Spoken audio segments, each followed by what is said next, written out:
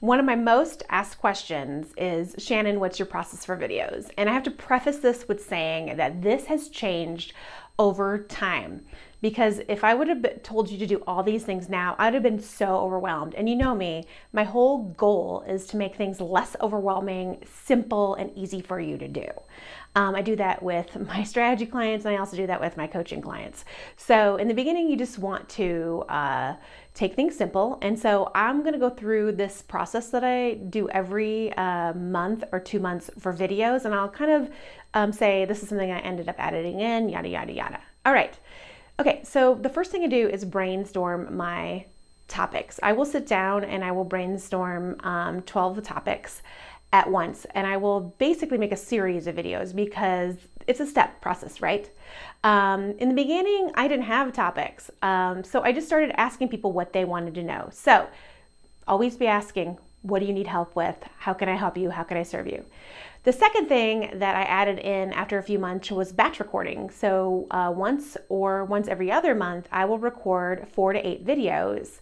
I'll block out my calendar. I will pick out the clothes. I will do the makeup. In the beginning, I just held the phone up and did them every Tuesday. But I decided that the easier way to do this, instead of stressing out every Tuesday about what I was going to record, was to set aside an hour and take those topics that we talked about earlier and make an outline.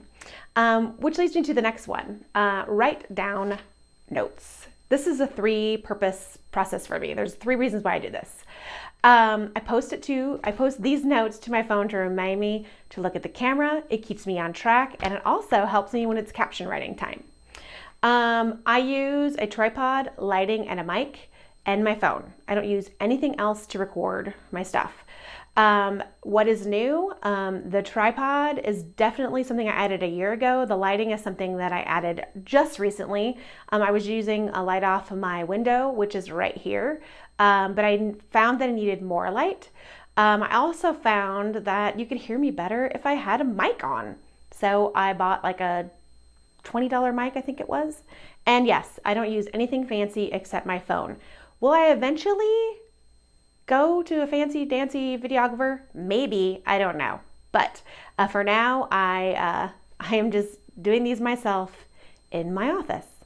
The next thing I do is I will record them and I will edit on my phone. So I will edit them down on my phone, and then I will airdrop them to my computer, where I save them in 2 places in case I lose them. All right, so I'll airdrop them to my computer. I'll save a copy to my desktop, and I'll save a copy to my Google Drive, so I always have it. Something that I did start doing last winter was editing them in wave.video. This is definitely something, once you're in the weeds of doing this, something to add on. All right.